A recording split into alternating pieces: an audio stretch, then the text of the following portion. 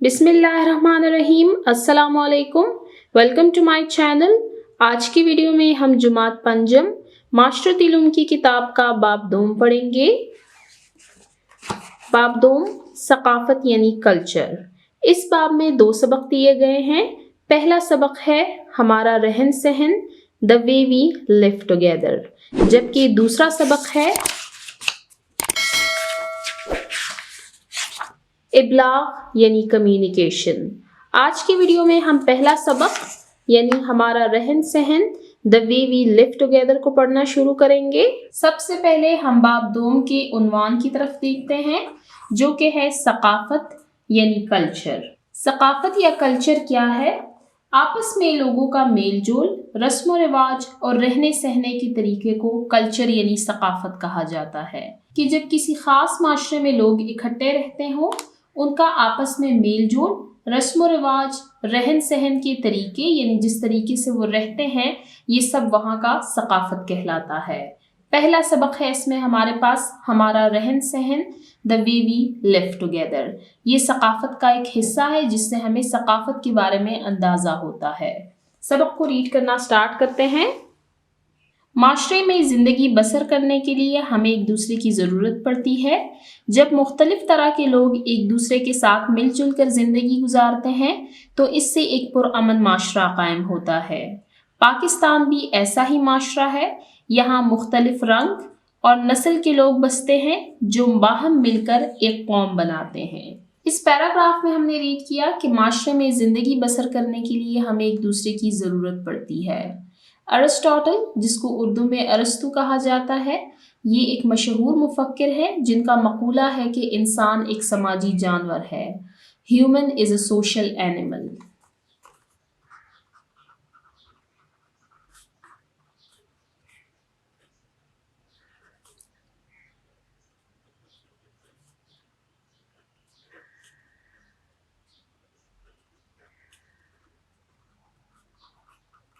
अब इससे क्या मुराद है कि इंसान एक समाजी जानवर है?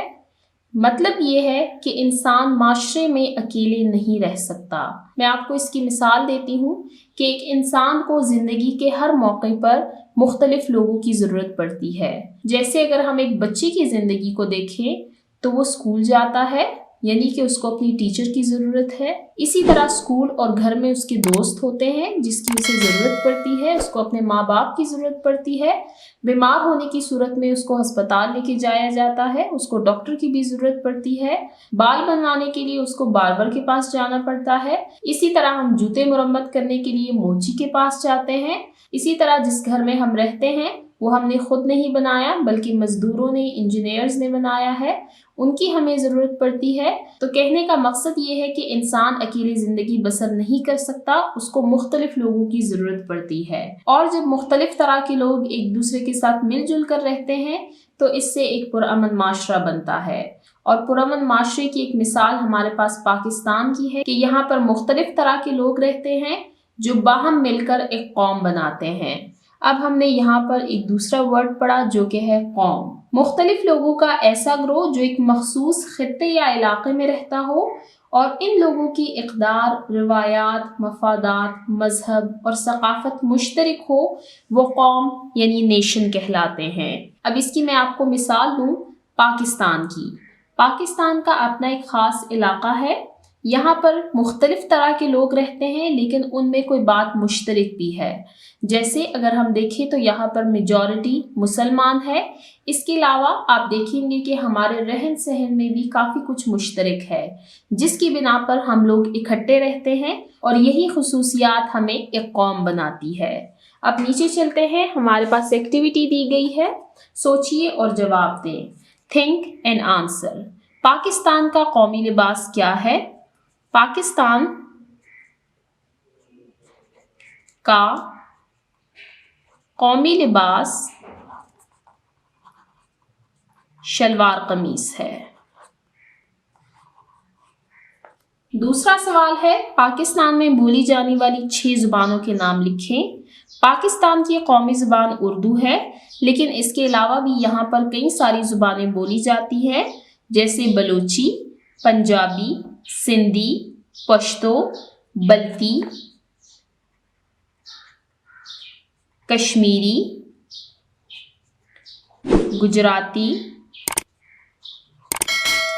سرائکی، تھاری وغیرہ۔ یہ پاکستان کی علاقائی زبانیں ہیں جو کہ مختلف علاقوں میں بولی جاتی ہیں۔ اب چلتے ہیں نیکسٹ پیج نمبر 12 کی طرف۔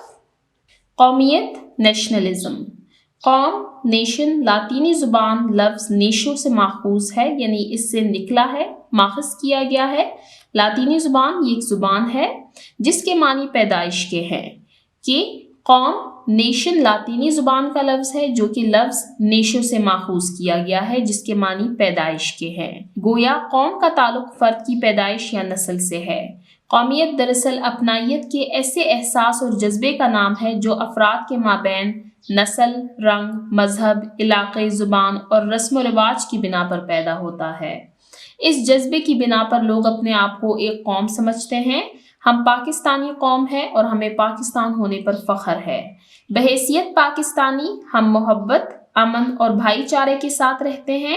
قومیت کے جذبے کو فروغ دینے کے لیے ہمیں ایک دوسرے کے سماجی، معاشی اور معاشرتی حقوق کا خیال رکھنا چاہیے۔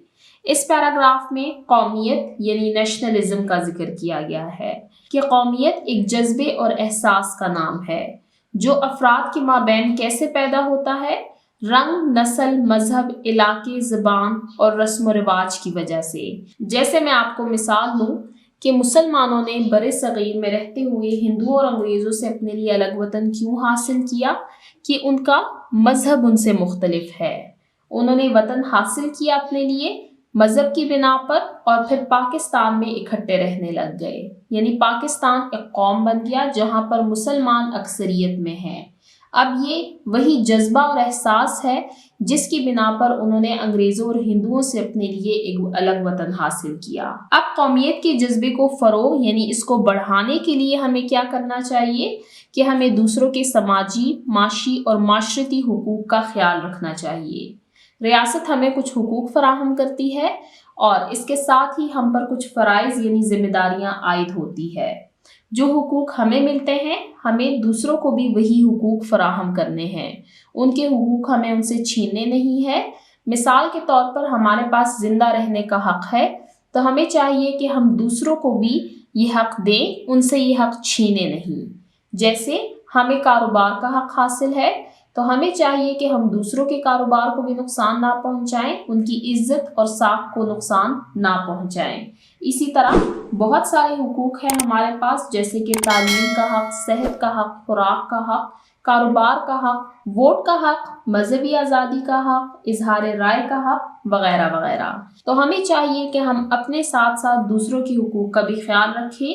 یہ قومیت کے جذبے کو فروغ دینے میں مدد دیتا ہے۔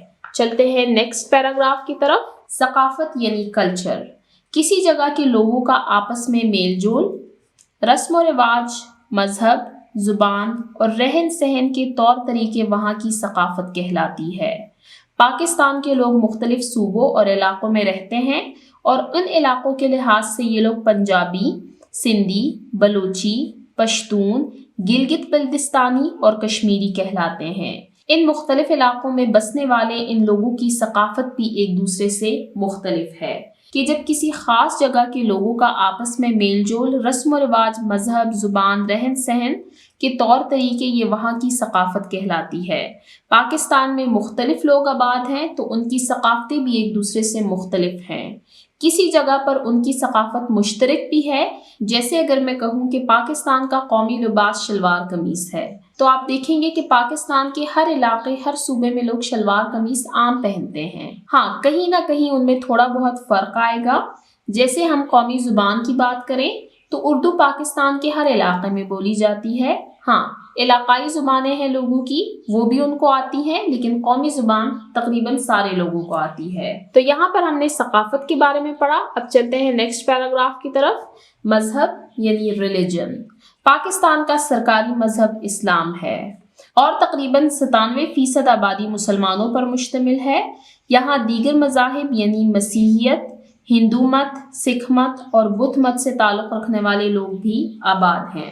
پاکستان کا سرکاری مذہب اسلام ہے۔ تقریباً 97% آبادی یہاں پر مسلمانوں پر مشتمل ہے۔ اس کے علاوہ دیگر مذاہب کے لوگ بھی یہاں پر آباد ہیں جن کو ہم اقلیتیں یعنی مائنورٹیز کہتے ہیں۔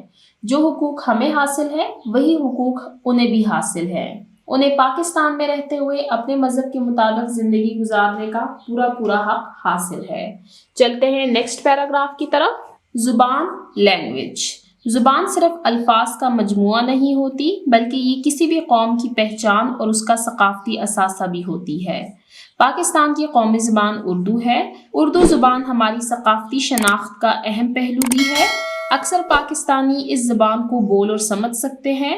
ملک بھر میں لوگ مختلف علاقائی زبانیں بھی بولتے ہیں، جیسے بلوچستان میں بلوچی، پشتو اور براہوی بولی جاتی ہے، پنجاب میں پنجابی اور سرائیکی، سندھ میں سندھی، صوبہ خیبر پختونخوا میں پشتو، ہندکو اور سرائیکی، گلگت بلتستان میں بلتی، شینا، بروشکی، وخی اور دیگر زبانیں بولی جاتی ہیں۔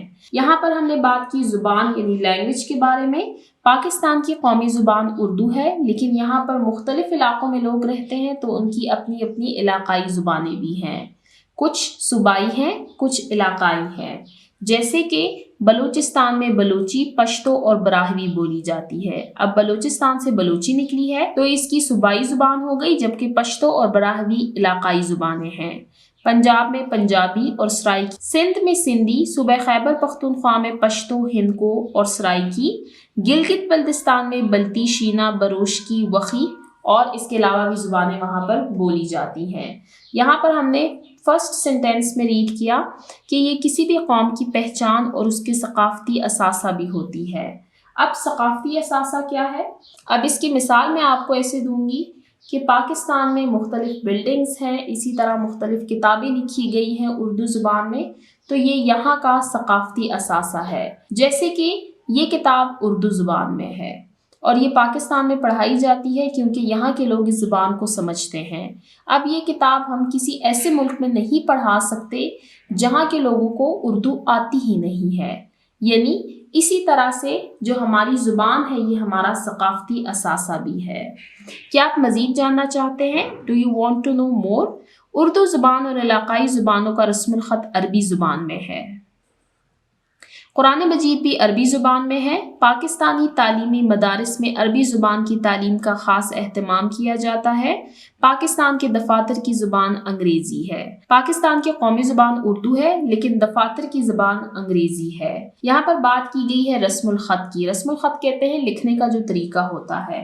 ہم نے کلاس 4 میں ریڈ کیا تھا کہ اردو زبان جو ہے یہ عربی اور فارسی زبان سے مل کر بنی ہے، تو اس کے جو لکھنے کا طریقہ ہے وہ عربی اور زبان سے ملتا جلتا ہے۔ آپ دیکھتے ہوں گے کہ عربی جب ہم پڑھتے ہیں، قرآن شریف جب ہم پڑھتے ہیں تو اس کا رسم الخط اور اردو کا رسم الخط تقریباً ایک جیسا ہے، یعنی کافی سارے الفاظ اس کے ایک جیسے ہیں۔ آپ اردو کی حروف تہجی اور عربی کی حروف تہجی دیکھیں تو کچھ الفاظ مختلف ہیں لیکن زیادہ تر ان کا رسم الخط ایک جیسا ہے۔ اب چلتے ہیں نیکسٹ پیج نمبر 13 کی طرف۔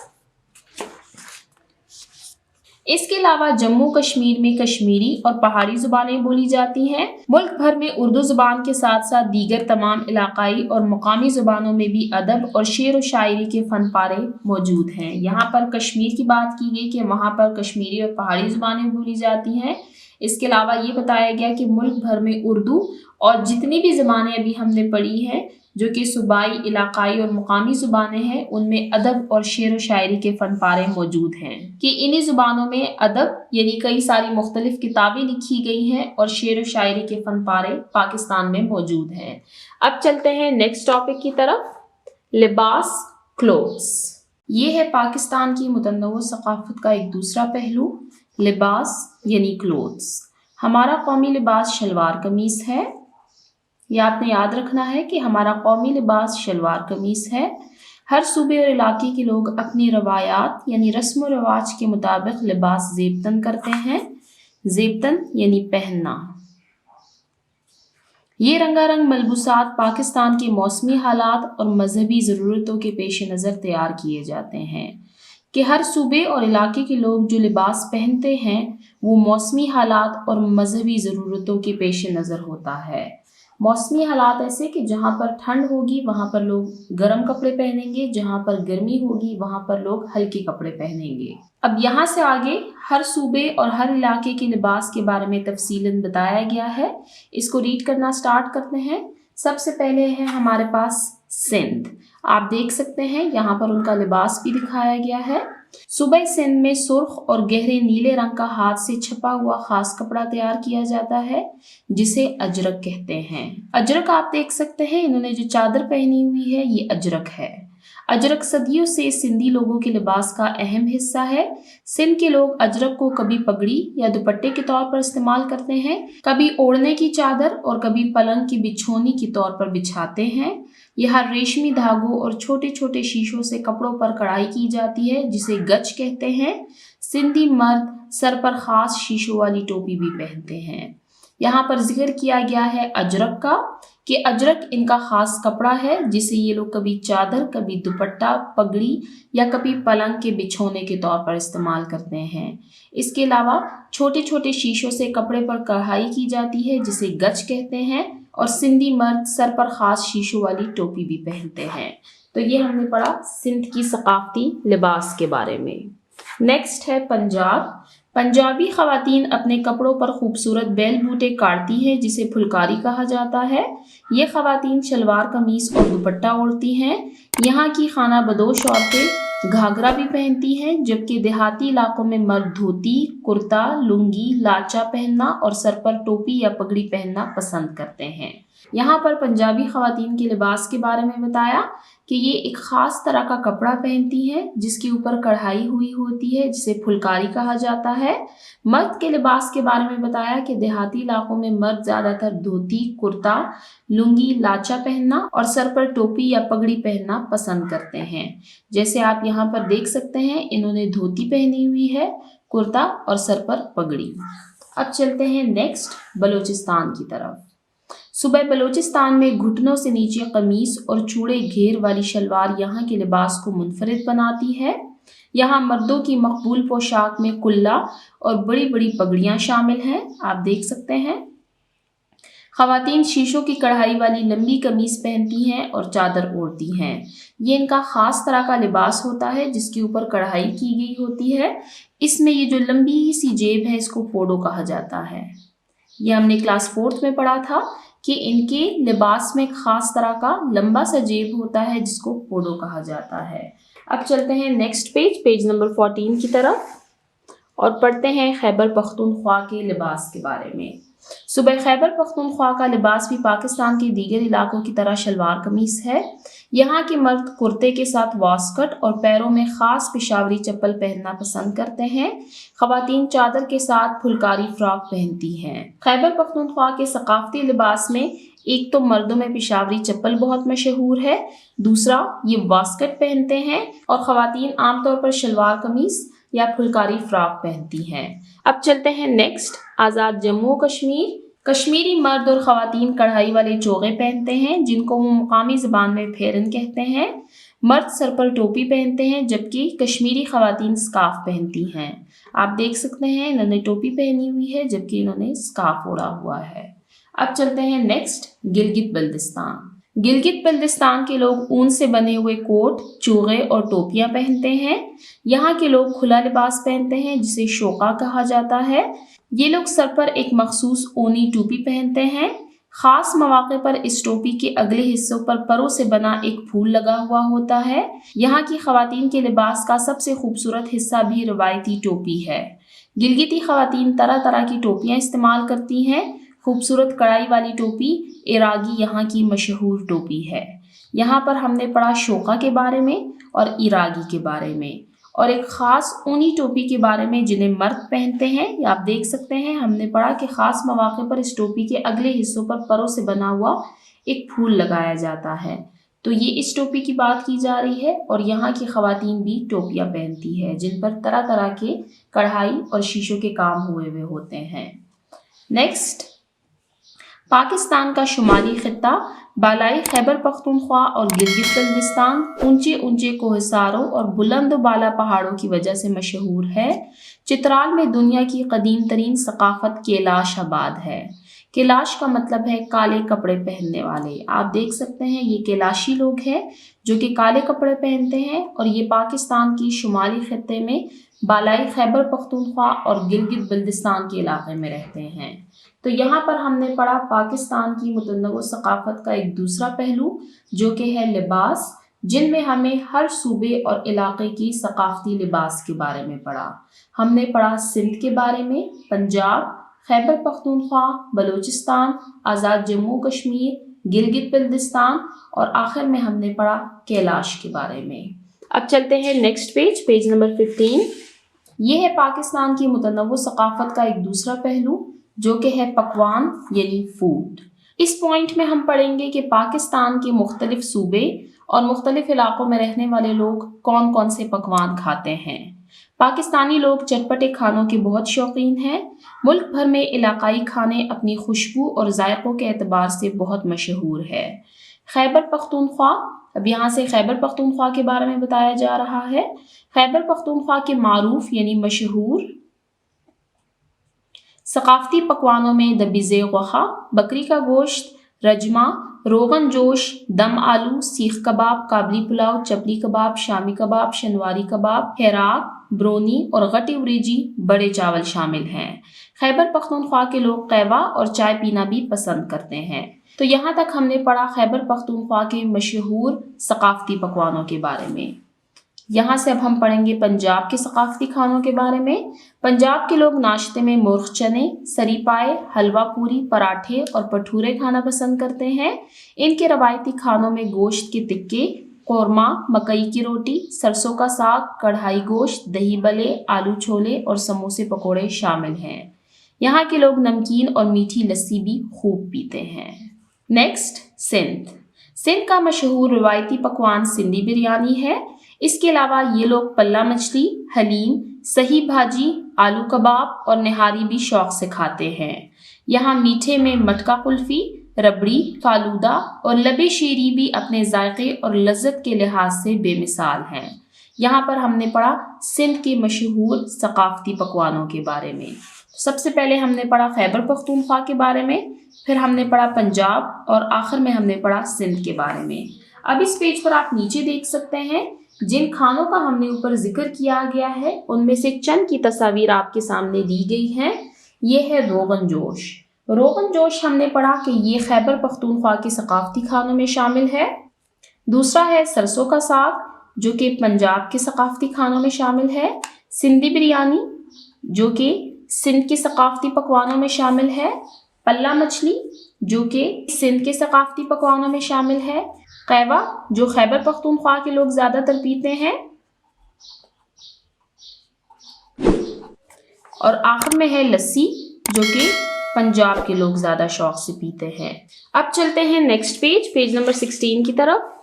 یہاں پر اب ہم پڑھیں گے بلوچ ثقافت کے بارے میں. سجی بلوچ ثقافت کا ایک مشہور اور مرغوب پکوان ہے. اس کے علاوہ وہ لاندی، دم پخت، لگن گوشت، بیسنی فش کڑھائی، کاک اور کھڈی کباب بھی بلوچستان کے روایتی پکوانوں میں شامل ہے. گلگت بلتستان کے مشہور پکوانوں میں ہریسہ، ممتو، سنا باچی یہ ایک شربت کا نام ہے، مولودہ، گوشت شوربہ، مارزن اور پڑاپو شامل ہیں. کشمیر کے ذائقے دار پکوان شبے دیگ، روغن جوش اور کشمیری گشاتبہ ہیں. تو یہاں پر ہم نے پڑھا بلوچستان، گلگت بلتستان اور کشمیر کے ثقافتی پکوانوں کے بارے میں. ہم نے یہاں پر ان کو علاقے اور صوبے کے لحاظ سے پڑھا، لیکن آپ کہیں نہ کہیں دیکھیں گے کہ پاکستان کے ہر علاقے میں یہ پکوان عام طور پر پائے جاتے ہیں. ایسا نہیں ہے کہ جو پکوان خیبر پختونخوا میں بنائے جاتے ہیں وہ پنجاب میں نہیں بنائے جاتے یا پنجاب کے پکوان خیبر پختونخوا میں نہیں بنائے جاتے، بلکہ یہ پکوان ہر صوبے اور ہر علاقے میں پائے جاتے ہیں. ہاں، کبھی کبھار ان کے بنانے کے طریقے میں تبدیلی کی وجہ سے ان کی خوشبو اور ذائقوں میں فرق آ جاتا ہے. تو یہاں پر آپ دیکھ سکتے ہیں، آپ کو یہاں پر بھی کچھ پکچرز دی گئی ہیں. کھڈی کباب جو کہ بلوچستان کا ثقافتی پکوان ہے، شبے دیگ جو کہ کشمیر کا ثقافتی پکوان ہے، مارزن جو کہ گلگت بلتستان کا ثقافتی پکوان ہے، پڑاپو یہ بھی گلگت بلتستان کا ثقافتی پکوان ہے. یہ دونوں ہیں گلگت بلتستان کے. شبے دیگ कश्मीर और खड्डी कबाब ये है बलूचिस्तान। क्या आप मज़ीद जानना चाहते हैं? Do you want to know more? Bloch मौसम सरमा की इब्तिदा ख़ास बलोची बुसरी की सौगात से करते हैं। ये बग़ैर मसालों के आग पर बनाई जाने वाली रोटी है जिसकी तैयारी में गंदम के आटे, देसी घी, मक्खन और गुड़ का इस्तेमाल किया जाता है और गरम गरम खाने में इंतहाई लजीज होती है। यहाँ पर जिक्र किया गया है बलोची बसरी का, जिसे मौसम सरमा की इब्तिदा में बलूचिस्तान के लोग बहुत शौक से बनाते और खाते हैं। तो यहाँ तक हमने पढ़ा पाकिस्तान की मुतनव्वु सकाफत के कुछ पहलुओं के बारे में। सबसे पहले हमने पढ़ा मजहब, जुबान, लिबास और पकवान। यहाँ तक हमने पाकिस्तान की मुतनव्वु सकाफत के 4 पहलुओं का जिक्र किया। इसके अलावा चंद पहलुओं का जिक्र हम इंशाल्लाह नेक्स्ट वीडियो में करेंगे। आज की वीडियो हम यहीं तक एंड करते हैं। नेक्स्ट वीडियो में हम इंशाल्लाह इसी चैप्टर को कंटिन्यू करेंगे। जिन बच्चों ने अभी तक मेरे चैनल को सब्सक्राइब नहीं किया, काइंडली मेरे चैनल को सब्सक्राइब करें ताकि हर आने वाली वीडियो आपको टाइमली मिल सके। Thank you.